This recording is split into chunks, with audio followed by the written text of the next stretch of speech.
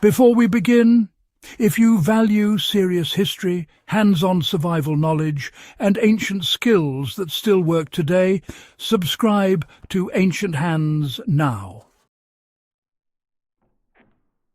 This channel exists to preserve practical wisdom that modern building has forgotten, and what you are about to hear is one of the most misunderstood construction secrets of the Viking world. If you walk through the ruins of Viking Age farms in Norway, Iceland, or the North Atlantic Islands, one question immediately arises.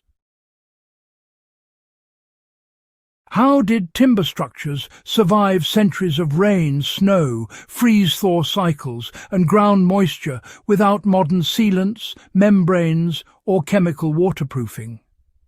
The answer is not a single substance, but a system. Viking builders did not try to make wood waterproof in the modern sense. Instead, they controlled water, guided it, fed the wood with protective compounds, and allowed structures to breathe rather than rot. So, this script, well, it breaks down exactly what they used, why it worked, and how those same principles can still be applied today by builders, homesteaders, and survivalists. Why did Viking buildings resist rot without modern waterproofing? Viking builders understood something that modern construction often ignores.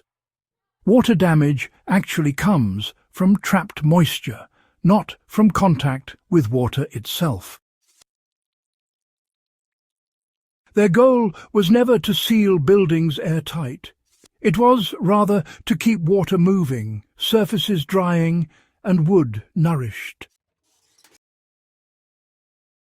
This mindset shaped every material choice they made, from foundations to roofing. Archaeological excavations at sites like Borg, Trelleborg and Hofstaddir show consistent use of layered organic materials rather than rigid barriers. These layers absorbed moisture, released it slowly, and prevented standing water from lingering where rot could begin. Pine tar was the backbone of Viking wood protection. The single most important substance used by Viking builders was pine tar, sometimes called wood tar or Stockholm tar. This was not paint or surface coating in the modern sense.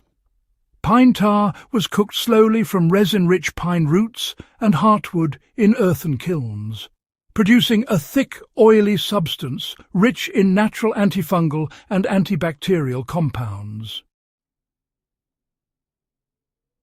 Timbers exposed to rain, soil contact, or sea spray were soaked or brushed with hot pine tar.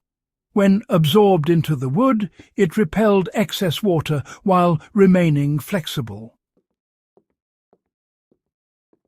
Unlike modern sealants that crack and trap moisture underneath, pine tar moved with the wood and allowed vapor to escape.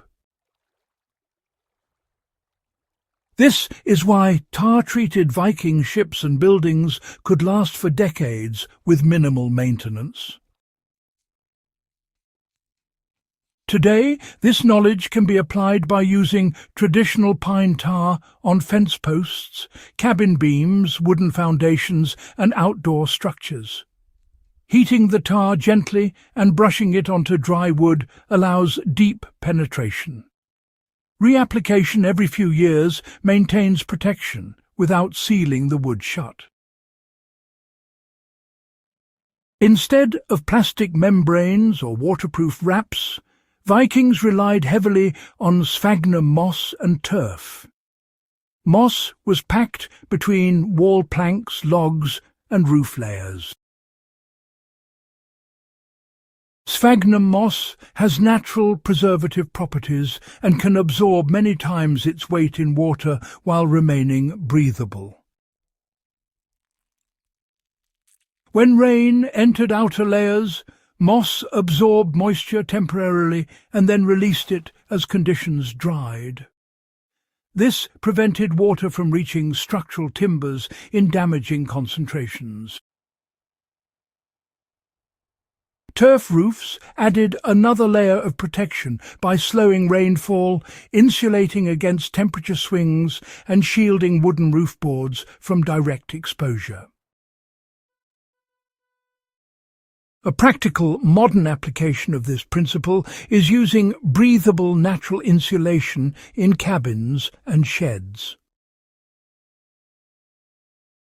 Moss, sheep's wool and untreated wood fibre insulation behave similarly by managing moisture rather than trapping it.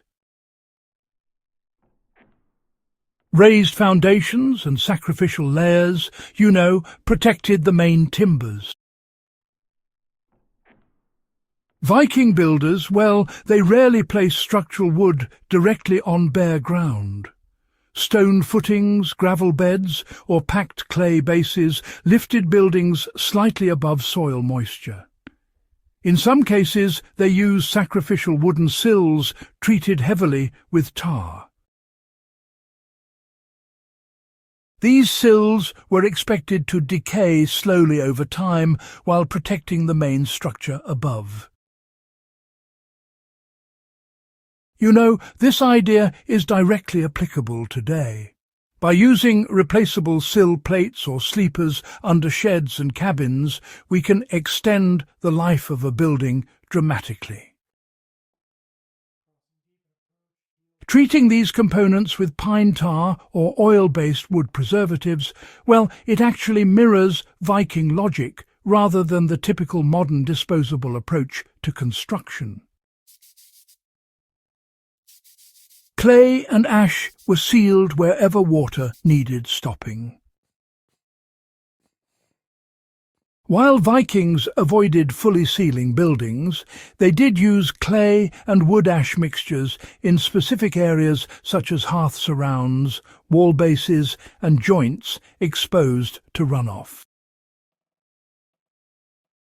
Clay swells when wet, tightening gaps, while ash discourages insects and fungal growth.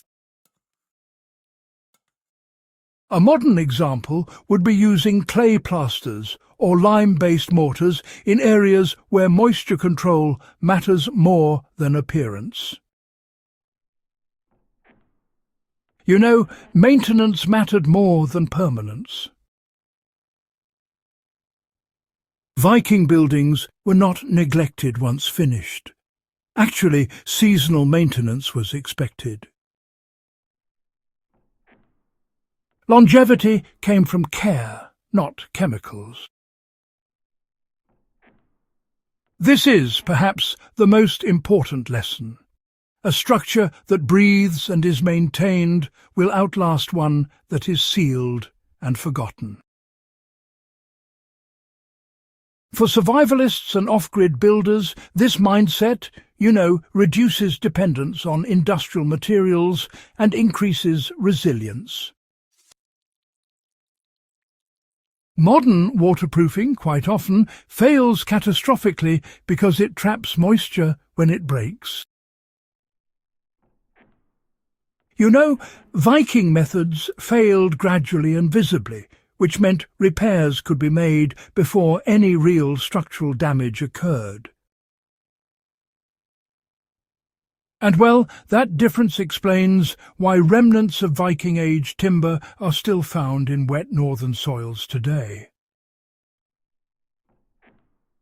Understanding this system isn't just about nostalgia. It's actually applied science, refined over centuries of trial, failure and adaptation in some of the harshest climates on Earth. So, if this kind of deep, practical historical knowledge matters to you, do consider subscribing to Ancient Hands, share this video with fellow history buffs and builders, and help keep real ancient skills alive for the next generation.